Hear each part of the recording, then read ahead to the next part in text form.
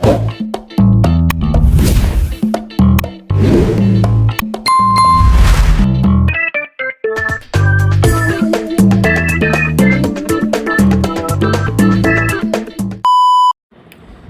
আছি থাইল্যান্ডের রাজধানী ব্যাংককে।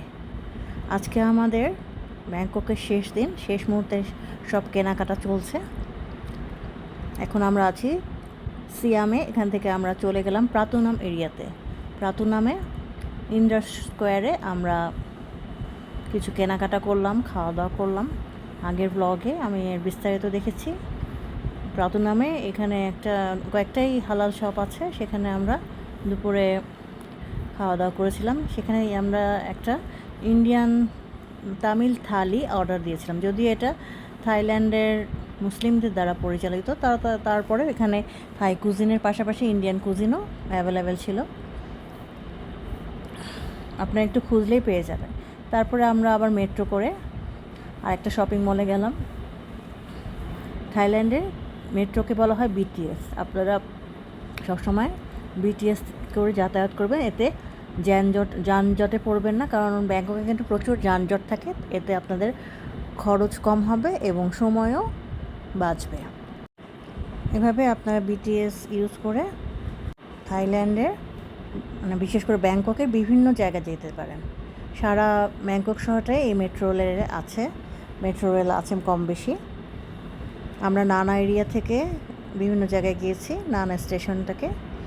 নানা স্টেশন আমাদের হোটেলের একেবারে কাছে ছিল। এখন আমরা চাতুচাক মার্কেটে এসেছি। এখানে পাইকারি মূল্যে আপনারা সব ধরনের প্রোডাক্ট পেয়ে যাবেন। যারা বিজনেস করতে চান এখান থেকে আপনারা প্রোডাক্ট কিনতে পারেন। এখানে অনেক সুন্দর সুন্দর জিনিস আছে, আপনারা বেশি করে কিনলে একটা বিশেষ ডিসকাউন্ট পেয়ে যাবেন। এই চাতুচাক মার্কেটের ভিতরে মিক্স চাতুচাক নামে একটা মার্কেট আছে, এটা প্রতিদিনই খোলা থাকে। আর চাতুচাক মার্কেট উইকেন্ড মার্কেট, সেটা সপ্তাহে শনি এবং রবিবার খোলা থাকে। সেখানে আমরা একটু কেনাকাটা খাওয়া দাওয়া করে একটা টুকটুক উঠলাম। এই ব্যাংককে কিন্তু টুকটুকগুলো চড়তে বেশ ভালোই লাগে, তবে এখানে স্ক্যাম হতে পারে। এরপর আমরা এমবিকে মলে আসলাম, এখানে একটু দুপুরে খাওয়া দাওয়া করলাম। এমবিকে মলে সব ধরনের প্রোডাক্ট পাওয়া যায়, দামটা কিছুটা বেশি হলেও অল্প করে কিনলে ঠিক আছে। এরপরে আমরা হোটেলে এসে খাওয়া দাওয়া করলাম। পরের দিন আমাদের সকালে ফ্লাইট। আমরা সব কিছু গুছিয়ে এখন চেক আউট করে এয়ারপোর্টের দিকে রওনা হচ্ছি। আমি বোল্ট অ্যাপে একটা ট্যাক্সি কল করে নিয়েছি। বোল্ট অ্যাপ ইউজ করে আমি বেশিরভাগ ক্ষেত্রে ট্যাক্সি বুকিং করে থাকি। এছাড়া গ্র্যাবে অ্যাপেও আপনারা ট্যাক্সি বুক করতে পারেন, তবে বোল্ট অ্যাপ তুলনামূলকভাবে একটু বেশি সাশ্রয়ী। আমরা এয়ারপোর্টে চলে এসেছি। এটা হচ্ছে সুবর্ণভূমি ইন্টারন্যাশনাল এয়ারপোর্ট। আজকে আমরা এই যে আমাদের ওয়েব চেকিং করে নিচ্ছি। আমাদের এয়ারলাইন্স ছিল থাই এয়ারলাইন্সে আপনারা ওয়েব চেক করতে পারেন, নিজেই চেকিং করে নিতে পারেন, কোনো রকম লাইনে দাঁড়ানোর প্রয়োজন নাই এবং সেলফ চেকিং, এবং আমরা সেলফ ব্যাগটা জাস্ট ড্রপ করে দিব।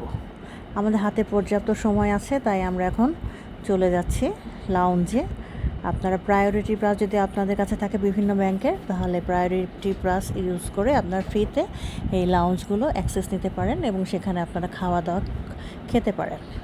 আমরা একটু রেস্ট নিব এবং আমরা একটু খাওয়া দাওয়া করব, তাই আমরা এখন লাউঞ্জের দিকে চলে যাচ্ছি।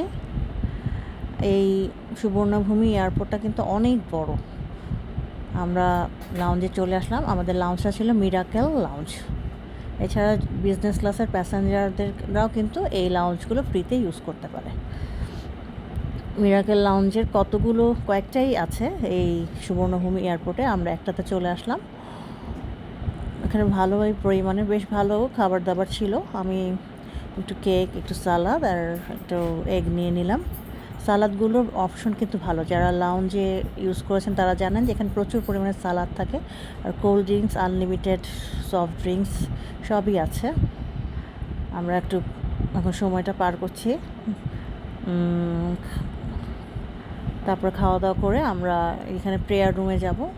এখানে কফি ছিল, লাতে ক্যাপেচিনো, এগুলো খেলাম। তারপরে আমরা একটু ডিউটি ফ্রি শপিং করলাম লাস্ট মোমেন্টে। ডিউটি ফ্রি শপিংয়ে করে এখন আমরা বোর্ডিং করে নিলাম। আমাদের এয়ারলাইন্স আমি আগেই বলেছি, এটা ছিল এয়ারবাস, থাই এয়ারলাইন্সের। বেশ বড়, অনেক বড় ছিল আমাদের এয়ারবাসটা। আমি উইন্ডো সিট চেয়ে নিয়েছিলাম। আপনারা চাইলে ওয়েব চেক করে নিতে পারেন সিটটা আগে থেকে, যে আপনি কোন সিটে বসতে চান। আমি আগে থেকেই অনলাইনে চেকিং করে নিয়েছিলাম। এখানে মনিটর ছিল সামনে। আমাদের আসার ফ্লাইটটাতে সামনে মনিটর ছিল না, ওটা ছিল বোয়িং, আর এখন এটা হচ্ছে এয়ারবাস। আমাদেরকে একটু পরে খাবার সার্ভ করা হলো। একটু আগে আমরা বেশ খাওয়া দাওয়া করেছিলাম, পেটে তেমন জায়গা নেই, তারপরে একটু ট্রাই করছি ওদের থাই কুজিনগুলো। ম্যাশ পটেটো নিয়েছিলাম, আর সাথে ভেজিটেবল ছিল, চিকেন ছিল এবং হালাল ছিল। আর সিটটা বেশ কমফোর্টেবল ছিল, আমাদের ভালোই সময় কাটছে। আমাদের ফ্লাইং টাইম 2 hours 15 minutes, মানে 2.5 ঘন্টার মতো। এখানে ম্যাপে শো করছিল যে কোন রুটে আমরা যাব ফ্রম ব্যাংকক টু ঢাকা। অবশেষে আমরা চলে আসলাম। এখন আমাদের 4 নাম্বার, এই যে ঢাকা এয়ারপোর্টে চলে এসে 4 নাম্বার থেকে আমাদের প্যাকেজ কালেক্ট করলাম। এই ছিল আমার থাইল্যান্ডের ভ্রমণ গল্প। আবার দেখা হচ্ছে অন্য কোনো দেশে। সেই পর্যন্ত সবাই ভালো থাকুন, আর আমাদেরকে অবশ্যই সাপোর্ট করবেন। Thanks for watching.